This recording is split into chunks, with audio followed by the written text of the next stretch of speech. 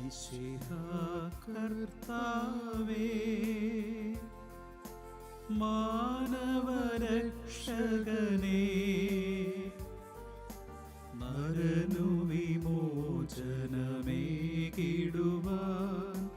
നരനായി വന്നു പിറന്നവനേ, മിശിഹാ കർത്താവേ.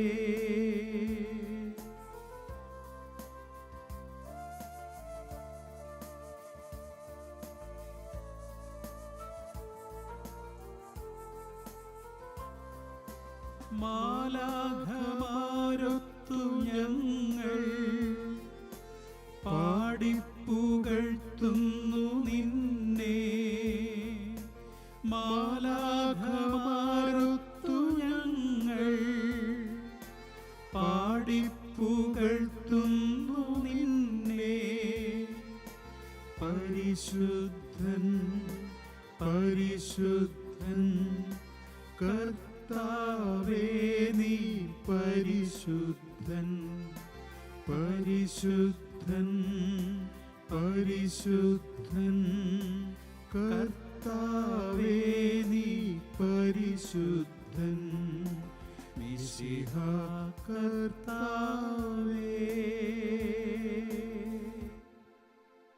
പരിശുദ്ധ പരമമാം ദിവ്യകാരുണ്യമേ, ഇന്നുമെന്നും അങ്ങേയ്ക്കാരാധന.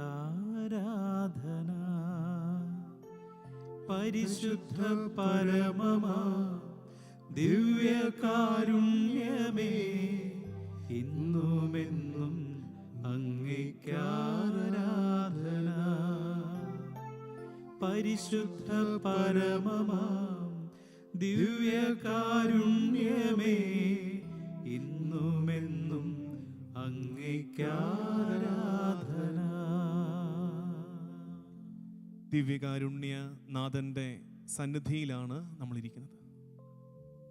മറിയം ഈശോയുടെ കാൽച്ചുവട്ടിലിരുന്ന് വചനം ധ്യാനിച്ചതുപോലെ ഈശോയുടെ സാന്നിധ്യത്തിൻ്റെ കുടക്കീഴിലിരുന്ന് നമുക്ക് ദൈവവചനം ധ്യാനിക്കാം.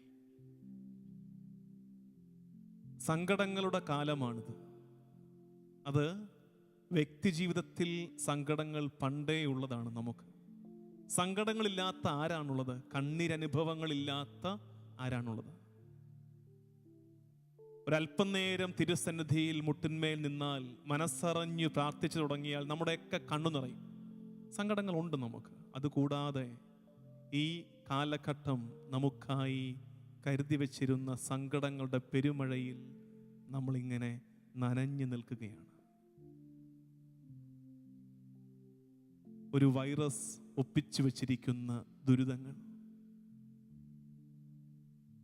എണ്ണി എണ്ണി പറയാൻ മാത്രം കഥകളുണ്ട് നമുക്കതൊക്കെ കർത്താവിൻ്റെ സന്നിധിയിലേക്ക് കൊണ്ടുവരാം. അതിനൊക്കെ ഉത്തരമുള്ളവൻ്റെ അടുത്തേക്ക് കൊണ്ടുവരാം. കർത്താവേ, ജീവിതം കൂട്ടിയാൽ കൂടാത്ത വിധം ദുസ്സഹമായിക്കൊണ്ടിരിക്കുകയാണ്. ഞങ്ങൾക്ക് ജീവിതം ബുദ്ധിമുട്ടേറിയതാവുകയാണ്. കർത്താവേ, പരിഹാരം എന്തെന്ന് അറിഞ്ഞുകൂടാത്ത ഒരുപാട് വേദനകളുടെ നടുവിലാണ് ഞങ്ങൾ നിൽക്കുന്നതെന്ന് എളിമയോടെ ഏറ്റുപറഞ്ഞ് കർത്താവിൻ്റെ സന്നിധിയിലേക്ക് നമുക്ക് വരണം. നമ്മൾ ഇന്ന് ധ്യാനിക്കുന്നത് ലൂക്കായുടെ സുവിശേഷം 8-ാം അധ്യായത്തിൻ്റെ 43-ാം വാക്യമാണ്. ലൂക്കായുടെ സുവിശേഷം 8-ാം അധ്യായത്തിൻ്റെ 43-ാം വാക്യം. അവിടെ നമ്മൾ വായിക്കുന്നത്, അപ്പോൾ 12 വർഷമായി രക്തസ്രാവമുണ്ടായിരുന്നവളും ആർക്കും സുഖപ്പെടുത്താൻ കഴിയാതിരുന്നവളുമായ ഒരു സ്ത്രീ. അവളെക്കുറിച്ചുള്ള വിശേഷണം അതാണ്. 12 വർഷമായി രക്തസ്രാവമുള്ളവളും ആർക്കും സുഖപ്പെടുത്താൻ കഴിയാതിരുന്നവളുമായ ഒരു സ്ത്രീ. രംഗം നമുക്കറിയാം അല്ലേ? ജയറോസിൻ്റെ വീട്ടിലേക്ക് മകൾക്ക് വയ്യാതായി എന്ന് ഈശോയുടെ അടുക്കൽ വന്ന് പറഞ്ഞതിൻ്റെ ഫലമായി ഈശോ പോവുകയാണ്. ആ പോകുന്ന വഴിക്കാണ് ഇങ്ങനെ ഒരു കഥാപാത്രം രംഗപ്രവേശം ചെയ്യുന്നത്. രക്തസ്രാവക്കാരി സ്ത്രീ. അവളെക്കുറിച്ചുള്ള വിശേഷണമാണ് 12 വർഷമായി രക്തസ്രാവമുള്ളവളും ആർക്കും സുഖപ്പെടുത്താൻ കഴിയാതിരുന്നവളുമായ ഒരു സ്ത്രീ. ഈ 2 വിശേഷണങ്ങൾ എന്ത് സൂചിപ്പിക്കുന്നറിയാമോ? ഒന്നാമത്തെ വിശേഷണം, കാലമേറെയായി ഒരു സങ്കടം ചങ്കിൽ കൊണ്ട് നടക്കുന്നു. 12 വർഷമായി. 12 വർഷമെന്ന് പറയുമ്പോൾ ഒരു വ്യാഴവട്ടക്കാലം, അതായത് അതിൻ്റെ ദീർഘതയെ സൂചിപ്പിക്കുകയാണ്. കാലമേറെയായി കർത്താവെ ചില നൊമ്പരങ്ങൾ കൊണ്ടു നടക്കാൻ തുടങ്ങിയിട്ട്, അതാണ് അതിൻ്റെ സൂചന. 2, ആർക്കും സുഖപ്പെടുത്താൻ കഴിയാതിരുന്നവളുമായ. അതെന്താ അർത്ഥമെന്ന് വെച്ചാൽ, കർത്താവെ എൻ്റെ സങ്കടങ്ങളുടെ പ്രത്യേകത ഭൂമിയിൽ ആർക്കും അതിന് പരിഹാരം തരാനില്ല. ഭൂമിയിൽ ആർക്കും അതിന് പരിഹാരം തരാനില്ല. മനുഷ്യര് നിസാരരാണെന്ന് ഈ വർഷത്തെ പോലെ ഞങ്ങൾ മനസ്സിലാക്കിയ മറ്റൊരു കാലമുണ്ടോ? ഈ ഭൂമിയിൽ അതിന് പരിഹാരമില്ല. ഭൂമിയിൽ ഒരാൾക്ക് അതിന് പരിഹാരം നിർദ്ദേശിക്കാനില്ല. നീയാണ് എൻ്റെ ആശ്രയം എന്ന ഭാവത്തോടെ കർത്താവിൻ്റെ അടുക്കിലേക്ക് വരികയാണ്. പ്രിയമുള്ള ദൈവജനമേ, ദിവ്യകാരുണ്യത്തിൻ്റെ സന്നിധിയിലിരുന്നു കൊണ്ട് ഈ രക്തസ്രാവക്കാരി സ്ത്രീയെക്കുറിച്ച് സുവിശേഷം എഴുതി വച്ചിരിക്കുന്ന വിശേഷണം ധ്യാനിക്കുമ്പോൾ നമ്മുടെ ജീവിതത്തെ കൂട്ടി വായിക്കാം. കർത്താവേ, കാലമേറെയായി സങ്കടങ്ങൾ കുറേ കൊണ്ടു നടക്കുന്നുണ്ട്. ഇത് കാണുന്ന ഓരോരുത്തരും നിങ്ങളുടെ സങ്കടങ്ങളെ കർത്താവിൻ്റെ മുമ്പിൽ വെക്കാനുള്ള പരിദേവനങ്ങളെ ഓർത്തെടുക്കുക. എന്തുമാത്രം കാര്യങ്ങളാണ്, പ്രത്യേകിച്ച് ഈ വർഷം ഒരുക്കി വച്ചിരിക്കുന്ന നൊമ്പരങ്ങൾ, തൊഴിലില്ലായ്മയുടെ ബുദ്ധിമുട്ട്, വരുമാന മാർഗങ്ങൾ അടഞ്ഞു പോകുന്നതിൻ്റെ, രോഗഭീതിയുടെ, ഓരോരുത്തരും ഒറ്റപ്പെട്ടു പോകുന്നതിൻ്റെ ഭീതി, പരസ്പരം സഹായിക്കാൻ ആളില്ലാതായി പോകുന്നത്, ദേശം വിട്ട് മാറിപ്പോകേണ്ടത്, ചില ഇടങ്ങളിൽ നിന്ന് അവിടുന്ന് രക്ഷപ്പെട്ടു പോരേണ്ടി വരുന്ന സാഹചര്യങ്ങൾ, പല കാരണങ്ങൾ. കർത്താവെ, കയ്യകലത്തെത്തിയ ജോലിയൊക്കെ കൈമോശം വന്ന് പോകുന്ന സാഹചര്യങ്ങൾ, ഒരുപാട് നൊമ്പരങ്ങൾ പറയാനുണ്ട്. അതുകൂടാതെ നമ്മുടെ വ്യക്തിപരമായ എല്ലാ പ്രാർത്ഥനകളും. ഈ രക്തസ്രാവക്കാരി സ്ത്രീ ഒരുപാട് ആൾക്കൂട്ടത്തിൻ്റെ നടുവിൽ ഒരുപാട് പേര് കർത്താവിനെ തിക്കി ഇങ്ങനെ നമ്മുടെയൊക്കെ പെരുന്നാളിൻ്റെ പ്രദക്ഷിണം പോകുന്നത് പോലെ ഇങ്ങനെ തിക്കി ഞെക്കി കൊണ്ടുപോവാണ്. അതിനിടയ്ക്കാണ് എൻ്റെ ദൈവമേ നീയേ എനിക്ക് ആശ്രയമുള്ളൂ എന്ന ഭാവത്തോടെ ഒരുവള് വന്നിട്ട് കർത്താവിനെ ഒന്ന് തൊട്ടിട്ട് പോകുന്നത്. കർത്താവിൽ നിന്ന് ശക്തി പുറപ്പെട്ടു. കർത്താവിൽ നിന്ന് ശക്തി പുറപ്പെട്ടു. കർത്താവേ, നീയേ എനിക്ക് ആശ്രയമുള്ളൂ. നീയേ എനിക്ക് ആശ്രയമുള്ളൂ.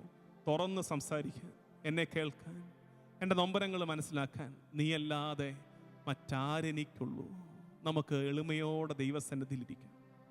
ഇത് കേൾക്കുന്ന നേരത്ത് നിങ്ങളുടെ സ്വീകരണ മുറിയിലോ നിങ്ങളുടെ സ്വകാര്യ ഇടങ്ങളിലോ ഒക്കെ ആണെങ്കിൽ ദിവ്യകാരുണ്യ മുഖത്തേക്ക് ആഗ്രഹത്തോടെ വലിയ ആശ്രയഭാവത്തോടെ നോക്കാം. കർത്താവിൻ്റെ സന്നിധിയിലേക്ക് ഒരു ശരണപ്പെട്ട് പ്രാർത്ഥിക്കാം. കർത്താവേ, നീയേ എനിക്ക് ആശ്രയമുള്ളൂ. മറ്റാരോട് ഞാനിതൊക്കെ പറയും? കരങ്ങൾ നെഞ്ചോട് ചേർത്ത് പിടിച്ച് ഹൃദയം കൊണ്ട് കർത്താവിനോട് സംസാരിക്കാൻ നമുക്ക്. എൻ്റെ കർത്താവേ, നീയാണ് എൻ്റെ ആശ്രയം, നീയേ എനിക്ക് തുണയുള്ളൂ എന്ന് എളിമയോടെ പ്രാർത്ഥിക്കും.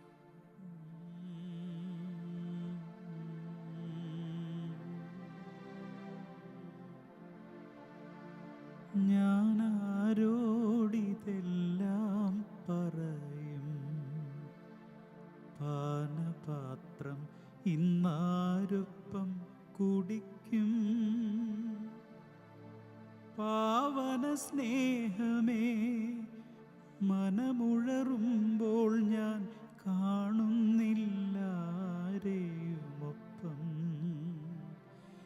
ഈ ആരാധന മാത്രമാശ്വാസം.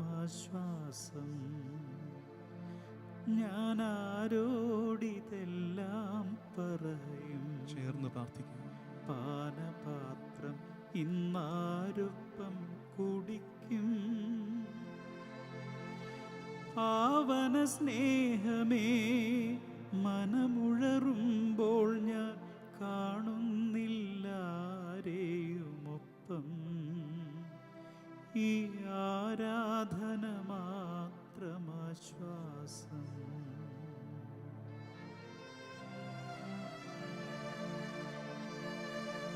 പ്രാർത്ഥനകളും നൊമ്പരങ്ങളുമൊക്കെ ദിവ്യകാരുണ്യ സന്നിധിയിൽ കർത്താവിൻ്റെ തിരുമുമ്പാകെ ഇറക്കി വെച്ച് വലിയ ദൈവാശ്രയ ബോധത്തോടെ കർത്താവിങ്കലേക്ക് നമ്മളെ തന്നെ ചാരി നിർത്തിക്കൊണ്ട് നമുക്ക് പ്രാർത്ഥിക്കാം.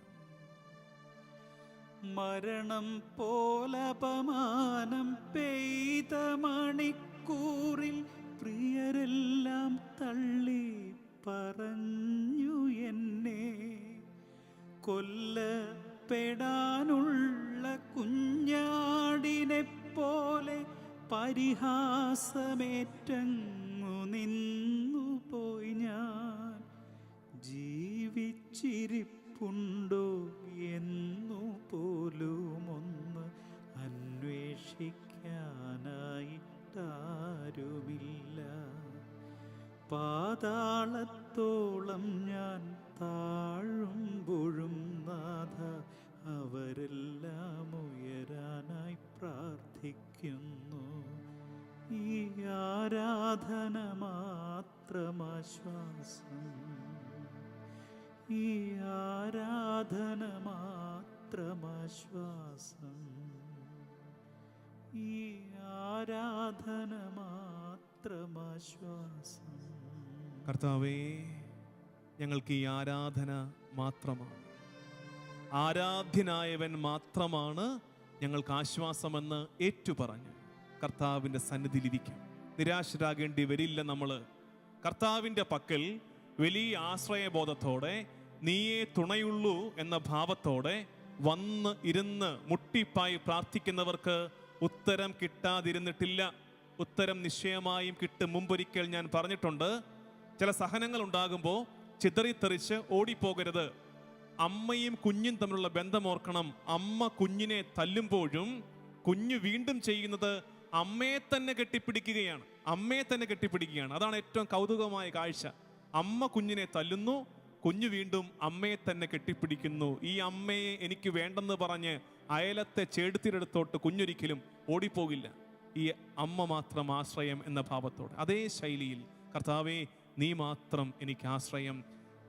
46-ാം സങ്കീർത്തനത്തിൻ്റെ 1-ാം വാക്യം അതേറ്റു പറയണം. 46-ാം സങ്കീർത്തനത്തിൻ്റെ 1-ാം വാക്യം, ദൈവമാണ് നമ്മുടെ അഭയവും ശക്തിയും, കഷ്ടതകളിൽ അവിടുന്ന് സുനിശ്ചിതമായ തുണയാണ്. ദൈവമാണ് നമ്മുടെ അഭയവും ശക്തിയും, കഷ്ടതകളിൽ അവിടുന്ന് സുനിശ്ചിതമായ തുണയാണ്. കർത്താവിൻ്റെ അഭയവും ശക്തിയും എന്ന ഭാവത്തോടെ ആരൊക്കെ കർത്താവിൻ്റെ സന്നിധിയിലേക്ക് വന്നിട്ടുണ്ടോ അവരെ ഒന്നും കർത്താവ് കൈവിട്ടിട്ടില്ല. നമ്മൾ രക്തസ്രാവക്കാരി സ്ത്രീയെക്കുറിച്ചാണ് ധ്യാനിച്ചു തുടങ്ങിയത്. മറ്റൊരു സ്ത്രീയെ കാണുന്നുണ്ട് നമ്മൾ. കർത്താവിൻ്റെ പക്കൽ ശരണപ്പെട്ടിട്ട് വാശിയോടെ അനുഗ്രഹം മേടിച്ചു പോയവള്. ആരാണത്? കാനാൻകാരി സ്ത്രീ. അവൾ വന്ന് പറഞ്ഞു, മകൾക്ക് സുഖമില്ല, അനുഗ്രഹം വേണം, സൗഖ്യം വേണം. കർത്താവ് പറഞ്ഞു, മക്കളുടെ അപ്പം എടുത്ത് നായ്ക്കൾ കൊടുക്കുന്നത് ഉചിതമല്ലല്ലോ, തട്ടിയൊന്ന് മാറ്റി നിർത്താൻ നോക്കി. അവള് മാറുവോ? അവള് വീണ്ടും മുറുക്ക പിടിച്ചു, സമ്മതിച്ചു. നായയാണ്, മേശയിൽ നിന്ന് വീഴുന്നതിന്റെ അവകാശമുണ്ടല്ലോ, തായോ. കർത്താവ് പറഞ്ഞു, നിന്റെ വിശ്വാസം വലുതാണ്, നീ ആഗ്രഹിച്ചതുപോലെ നടക്കും. കർത്താവേ, നീ എനിക്ക് ആശ്രയമെന്ന ഭാവത്തോടെ, നീ മാത്രം അഭയമെന്ന ഭാവത്തോടെ അവനെ ഇങ്ങനെ മുറുക്കെ കെട്ടിപ്പിടിക്കുന്നവർക്ക്, അവന്റെ കുരിശോട് തങ്ങളെ തന്നെ ചേർത്ത് നിർത്തുന്നവർക്ക് ഉത്തരം കിട്ടാതെ പോകില്ല. 31-ാം സങ്കീർത്തനത്തിന്റെ 20-ാം വാക്യം നമ്മൾ വായിക്കുന്നത് ഇങ്ങനെയാണ്: അങ്ങ് അവരെ മനുഷ്യരുടെ ഗൂഢാലോചനയിൽ നിന്ന് രക്ഷിക്കാൻ അങ്ങയുടെ സാന്നിധ്യത്തിന്റെ മറവിൽ ഒളിപ്പിച്ചു. നിന്ദാവചനങ്ങൾ ഏൽക്കാതെ അങ്ങയുടെ കൂടാരത്തിൽ അവരെ മറച്ചുവെച്ചു. കർത്താവ് നമ്മളെ സഹനത്തിന് വിട്ടുകൊടുക്കാതെ, മറ്റുള്ളവരുടെ ആക്രമണങ്ങൾക്ക്, നിന്ന അപമാനങ്ങൾക്ക് വിട്ടുകൊടുക്കാതെ അവിടുത്തെ സാന്നിധ്യത്തിൻ്റെ മറവിൽ ഒളിപ്പിച്ചു. അതായത് ഇങ്ങനെ നോക്കുമ്പോൾ കർത്താവിൻ്റെ സാന്നിധ്യത്തിൻ്റെ മറവിലേക്ക് മറ്റൊരാൾക്ക് അവരുടെ കൂരമ്പ് നമ്മുടെ മേൽ ഏൽക്കാത്ത രീതിയിൽ നമ്മളെ ഇങ്ങനെ മറച്ചു പിടിക്കുന്ന അനുഭവം. സുന്ദരമായ സങ്കീർത്തനം 27:5 നമ്മൾ വായിക്കുന്നത്, ക്ലേശകാലത്ത് അവിടുന്ന് തൻ്റെ ആലയത്തിൽ എനിക്ക് അഭയം നൽകും, തൻ്റെ കൂടാരത്തിനുള്ളിൽ എന്നെ ഒളിപ്പിക്കും, എന്നെ ഉയർന്ന പാറമേൽ നിർത്തും. ക്ലേശകാലത്ത് കർത്താവ് തൻ്റെ ആലയത്തിൽ എനിക്ക് അഭയം നൽകും, തൻ്റെ കൂടാരത്തിനുള്ളിൽ എന്നെ ഒളിപ്പിക്കും, എന്നെ ഉയർന്ന പാറമേൽ നിർത്തും. ഇത് ഇസ്രായേലിൻ്റെ വിശ്വാസമാണിത്. ക്ലേശകാലത്ത് എൻ്റെ കർത്താവ് എന്നെ വിട്ടുകളയില്ല, കൂടാരത്തിൽ എന്നെ ഒളിപ്പിക്കും. അത് കഴിഞ്ഞിട്ട് ഉയർന്ന പാറമേൽ എന്നെ ഇങ്ങനെ ഉയർത്തി നിർത്തും. ആദ്യം അവൻ ഇങ്ങനെ കുടചൂടി പിടിക്കും, അവൻ്റെ കൂടാരം കൊണ്ട് എന്നെ മറയ്ക്കും, അതിനുശേഷം വീണ്ടും എന്നെ ഉയർത്തും. ഇത് കേൾക്കുന്നവര് വലിയ ആശ്രയത്വത്തോടെ ഈ ദിവ്യകാരുണ്യനാഥന്റെ സന്നിധിയിലിരുന്ന് കണ്ണു നിറഞ്ഞ് പ്രാർത്ഥിക്കുന്നവര് വിശ്വസിക്ക്, ഈ നിസ്സഹായതയുടെ സമയത്ത് കൂടാരം കൊണ്ട് അവൻ എന്നെ മറച്ചു പിടിക്കും. പിന്നീട് അവൻ പാറമേൽ എന്നെ എടുത്ത് ഉയർത്തിവെക്കും. ഇതൊരു സമൂഹത്തിന്റെ, ഇസ്രായേലിന്റെ വിശ്വാസമാണ്, അവരുടെ പ്രാർത്ഥനയാണിത്. നമുക്കും പ്രാർത്ഥിക്കാം വിശ്വാസത്തോടെ. എൻ്റെ കർത്താവ് കൂടാരവിരിപ്പിൽ എന്നെ മറച്ചു പിടിക്കും. അല്പകാലം കഴിഞ്ഞിട്ട്, ഈ കാലം കഴിയും, ഈ അല്പകാലം കഴിഞ്ഞിട്ട് വീണ്ടും എന്നെ അവൻ ഉയർത്തുമെന്ന് വിശ്വാസത്തോടെ കർത്താവിൻ്റെ സന്നിധിയിൽ കരങ്ങൾ കൂപ്പിപ്പിടിക്കുക. നമുക്ക് കരങ്ങൾ കൂപ്പി നമ്മുടെ വിശ്വാസം നമ്മൾ ഏറ്റുപറഞ്ഞ് പ്രാർത്ഥിക്കുകയാണ്. ദിവ്യകാരുണ്യ സവിതേ, കർത്താവേ, ഞങ്ങൾ വിശ്വസിക്കുന്നു, നീ ഞങ്ങളെ വീണ്ടെടുക്കുക തന്നെ ചെയ്യും എന്ന ഭാവത്തോടെ. ആരോഗ്യമുള്ളവര് മുട്ടിന്മേൽ നിന്ന് പ്രാർത്ഥിച്ചാലും കുഴപ്പമില്ല. മുട്ടിന്മേൽ നിന്ന് വലിയ എളിമയോടെ കർത്തൃസന്നിധിയിൽ നമുക്ക് പാടി പ്രാർത്ഥിക്കാം. ക്ലേശകാലത്ത് കൂടാരവിരിപ്പിൽ എൻ്റെ പ്രിയൻ എന്നെ മറയ്ക്കും. അല്പകാലം കഴിഞ്ഞ് ഉയർന്നതാം പാറമേൽ എന്നെ അവൻ കയറ്റി നിർത്തും.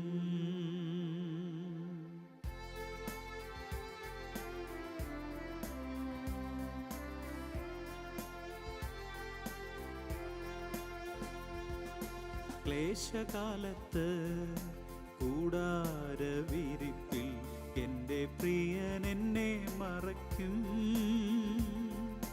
അല്പകാലം കഴിഞ്ഞ് ഉയർന്നതാ പാറമേൽ എന്നെ അവൻ കയറ്റി നിർത്തും. ചേർന്ന് പാടി പ്രാർത്ഥിക്കാം. അല്പകാലം കഴിഞ്ഞ് ഉയർന്നതാ പാറമേൽ എന്നെ അവൻ കയറ്റി നിർത്തും. വലിയ ആശ്വാസത്തോടെ, വിശ്വാസത്തോടെ. അല്പകാലം കഴിഞ്ഞ് ഉയർന്നതാ പാറമേൽ എന്നെ അവൻ കയറ്റി നിർത്തും. ക്ലേശകാലത്ത് കൂടാരവിരിപ്പിൽ, ക്ലേശകാലത്ത് കൂടാരവിരിപ്പിൽ എൻ്റെ പ്രിയൻ എന്നെ മറയ്ക്കും. അല്പകാലം കഴിഞ്ഞ് ഉയർന്നതാ പാറമേൽ എന്നെ അവൻ കയറ്റി നിർത്തും. കരങ്ങൾ ഉയർത്തി ഒരുമിച്ച് പ്രാർത്ഥിക്കാം. അല്പകാലം കഴിഞ്ഞ് ഉയർന്നതാ പാറമേൽ എന്നെ അവൻ കയറ്റി നിർത്തും. കർത്താവ് വീണ്ടെടുക്കുമെന്നുള്ള വിശ്വാസത്തോടെ പ്രാർത്ഥിക്കാം. അല്പകാലം കഴിഞ്ഞ് ഉയർന്നതാ പാറമേൽ എന്നെ അവൻ കയറ്റി നിർത്തും. ഈശോയേ, ഹല്ലേലൂയ, ഹല്ലേലൂയ. അല്പകാലം ഈശോയേ, ആരാധന, ആരാധന, ഉയർന്നതാ പാറമേൽ ആരാധന, ആരാധന, ആരാധന, ആരാധന, ആരാധന, ആരാധന, ആരാധന, ആരാധന, ആരാധന, ആരാധന, ആരാധന, അല്പകാലം കഴിഞ്ഞ് ഹല്ലേലൂയ, ഉയർന്നതാ പാറമേൽ എന്നെ അവൻ കയറ്റി ഈശോയേ, ഈശോയേ, ഈശോയേ, ഈശോയേ, ഈശോയേ, ഈശോയേ, ഈശോയേ, ഈശോയേ, ഈശോയേ. യേശുവേ, ആരാധന, ആരാധന, ആരാധന, ആരാധന, ആരാധന, ആരാധന, ആരാധന, സ്തോത്രം ദൈവമേ. യേശുവേ, ആരാധന, സ്തോത്രം യേശുവേ, ആരാധന, ഹല്ലേലൂയ. ഈശോയെ ഹല്ലേലൂയ, നന്ദി, സ്തോത്രം ആരാധന, യേശുവേ, ആരാധന, നന്ദി. ആരാധന. യേശുവേ, കർത്താവേ, സ്തോത്രം മഹത്വം, യേശുവേ, മഹത്വം, ആരാധന. മഹത്വം, മഹത്വം. യേശുവേ, ഈശോയെ, ഈശോയെ, ആരാധന, ഈശോയെ, യേശുവേ, നന്ദി. ഈശോയെ, യേശുവേ, ഈശോയെ. സ്തോത്രം യേശുവേ, നന്ദി. ഇരുകരങ്ങളും ഹല്ലേലൂയ, നെഞ്ചോട് ചേർത്ത് പിടിച്ച് ഹല്ലേലൂയ. ശാന്തതയിൽ, വലിയ സമാധാനത്തിൽ നമുക്കൊരിക്കൽ കൂടെ ആ വചനം ഏറ്റുപറഞ്ഞ് പ്രാർത്ഥിക്കണം. 27-ാം സങ്കീർത്തനത്തിൻ്റെ 5-ാം വാക്യമാണ്. ക്ലേശകാലത്ത് കൂടാരവിരിപ്പ് കൊണ്ട് എൻ്റെ പ്രിയൻ എന്നെ മറയ്ക്കും. എന്തൊരാശ്വാസം നൽകുന്നതാണ്. ചേർന്ന് പ്രാർത്ഥിക്കാം. കൂടാരവിരിപ്പിൽ എൻ്റെ പ്രിയൻ എന്നെ മറയ്ക്കും. അല്പകാലം കഴിഞ്ഞ് ഉയർന്നതാം പാറമേൽ എന്നെ അവൻ കയറ്റി നിർത്തും. അല്പകാലം കഴിഞ്ഞ് ഉയർന്നതാം പാറമേൽ എന്നെ അവൻ കയറ്റി നിർത്തും. അല്പകാലം കഴിഞ്ഞ് ഉയർന്നതാം പാറമേൽ എന്നെ അവൻ കയറ്റി നിർത്തും. കർത്താവ് കൈവിട്ട് കളയില്ല എന്ന വിശ്വാസത്തോടെ പ്രാർത്ഥിക്കും. കാരണം വിലയുള്ളവരാണ് നമ്മൾ. കർത്താവ് ഏറെ ശ്രേഷ്ഠമായി നമ്മളെ കരുതി നമ്മളെ പൊതിഞ്ഞു പിടിച്ചിട്ടുണ്ട്. സക്കറിയ പ്രവാചകന്റെ പുസ്തകം 2-ാം അധ്യായം 8-ാം വാക്യം, നിങ്ങളെ കവർച്ച ചെയ്ത ജനതകളുടെ അടുത്തേക്ക് അവിടുത്തെ മഹത്വം എന്നെ അയച്ചു. കർത്താവ് നമുക്ക് കോട്ടയാണ്. കർത്താവ് നമ്മുടെ മധ്യത്തിൽ നമുക്ക് മഹത്വമായി കൂടെയുണ്ട്. നിങ്ങളെ സ്പർശിക്കുന്നവൻ അവിടുത്തെ കൃഷ്ണമണിയാണ് സ്പർശിക്കുന്നത്. നിങ്ങളെ സ്പർശിക്കുന്നവൻ അവിടുത്തെ കണ്ണിലെ കൃഷ്ണമണിയെയാണ് സ്പർശിക്കുന്നത്. അപ്പോൾ നമ്മൾ ഓരോരുത്തരും ആരാണ്? കർത്താവിൻ്റെ കണ്ണിലെ കൃഷ്ണമണിയാണ്. അത്രമേൽ വിലയോടെ നമ്മളെ അവൻ കാത്തു സൂക്ഷിക്കുന്നുണ്ട്. കർത്താവ് കൈവിട്ട് കളയില്ലെന്ന് വിശ്വസിക്കണം. കർത്താവിൻ്റെ കണ്ണിലെ കൃഷ്ണമണിയാണ് നമ്മൾ പ്രാർത്ഥിക്കേണ്ടത്. സങ്കീർത്തനം 17:8, കർത്താവേ കണ്ണിലെ കൃഷ്ണമണി പോലെ എന്നെ നീ കാത്തുകൊള്ളണമേ. സങ്കീർത്തനം 17:8-ാം വാക്യം, കണ്ണിൻ്റെ കൃഷ്ണമണി പോലെ എന്നെ കാത്തുകൊള്ളണമേ, അങ്ങയുടെ ചിറകിൻ്റെ നിഴലിൽ എന്നെ മറച്ചുകൊള്ളണമേ. ഈ കാലഘട്ടത്തിൽ ആവർത്തിച്ചു പ്രാർത്ഥിക്കേണ്ട പ്രാർത്ഥനയാണ് സങ്കീർത്തനം 17:8. എൻ്റെ ദൈവമേ, ജീവിതം ദുസ്സഹമാകുമ്പോൾ, വിവിധ ദിക്കുകളിൽ നിന്ന് എനിക്ക് മേൽ ആക്രമണങ്ങൾ വരുമ്പോൾ, കർത്താവേ ഞാൻ പ്രാർത്ഥിക്കുന്നു. സങ്കീർത്തനം 17:8 ഈ പ്രാർത്ഥന ആലപിച്ച് നമുക്ക് ദിവ്യകാരുണ്യനാഥന്റെ ആശീർവാദം സ്വീകരിക്കാൻ ഒരുങ്ങാം. കർത്താവേ, ഞങ്ങൾ ശരണപ്പെടുന്നു. കാനാൻകാരി സ്ത്രീയെ പോലെ, രക്തസ്രാവക്കാരി സ്ത്രീയെ പോലെ നിന്റെ സന്നിധിയിൽ ഞങ്ങൾ ആശ്രയം വെക്കുന്നു. നീയാണ് ഞങ്ങൾക്ക് ആശ്രയവും അഭയവും. ഞങ്ങൾ ഏറ്റുപറയുകയായിരുന്നു, ഇപ്പോ നീ ഞങ്ങളെ കൂടാര വിരിപ്പ് കൊണ്ട് മറച്ചു പിടിക്കും. അല്പകാലം കഴിഞ്ഞിട്ട് നീ ഞങ്ങളെ പാറമേൽ ഉയർത്തി നിർത്തും. എളിമയോടെ ഞങ്ങളിതാ പ്രാർത്ഥിച്ച് അവസാനിപ്പിക്കുന്നു. നിന്റെ സന്നിധിയിലേക്ക് ഞങ്ങളെ തന്നെ ചേർത്ത് വെക്കുന്നു. ഞങ്ങൾക്ക് പ്രാർത്ഥിക്കാനുള്ളത്, എന്നുടയോനേ, കണ്ണിലെ കൃഷ്ണമണി പോലെ നീ ഞങ്ങളെ കാത്തുകൊള്ളണമേ. നമുക്ക് പ്രാർത്ഥിക്കാം. എന്നുടയോനേ, നീ എന്നെ കൺമണി പോൽ കാത്തിടണമേ. നിൻ ചിറകാലെ മറച്ചു പരീക്ഷയിൽ നിന്നെന്നെ കാക്കണമേ. ഒളിവായി നോക്കിടാതെൻ്റെ കണ്ണുകളെ നീ കാക്കണമേ. വഞ്ചന കാണാതടിയൻ്റെ കാതുകളെയും കാക്കണമേ. എന്നധരങ്ങൾക്കെന്നും നീ കാവലതായും നിൽക്കണമേ. എന്നുള്ളിൽ ദോഷം ചെയ്യുവാൻ ഉള്ള വിചാരമുദിക്കരുതേ. കർത്താവേ, നല്ല വിവേകം വർദ്ധിപ്പിക്കണമെന്നിൽ നീ. സൗരഭ്യത്താൽ നിന്നെ കിംബപ്പെടുത്താനിടവരണേ. എന്നുടയോനേ, നീ എന്നെ കൺമണി പോൽ കാത്തിടണമേ.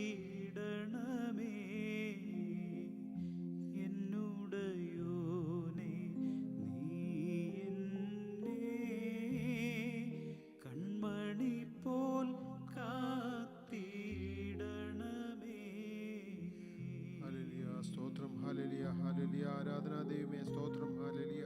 യേശുവേ സ്തോത്രം. യേശുവേ നന്ദി. Hallelujah, hallelujah. സ്തോത്രം. യേശുവേ സ്തോത്രം. യേശുവേ നന്ദി. ഹല്ലേലൂയ. സ്തോത്രം. യേശുവേ നന്ദി. Hallelujah, hallelujah, hallelujah. സ്തോത്രം. യേശുവേ സ്തോത്രം. യേശുവേ നന്ദി. Hallelujah, hallelujah.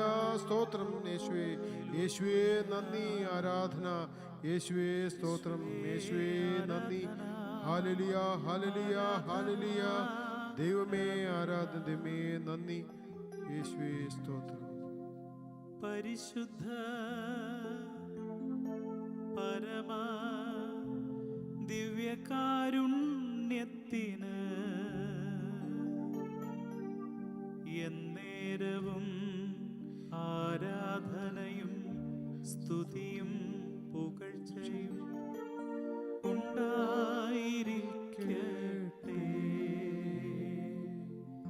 പരിശുദ്ധ പരമ ദിവ്യകാരുണ്യത്തിന്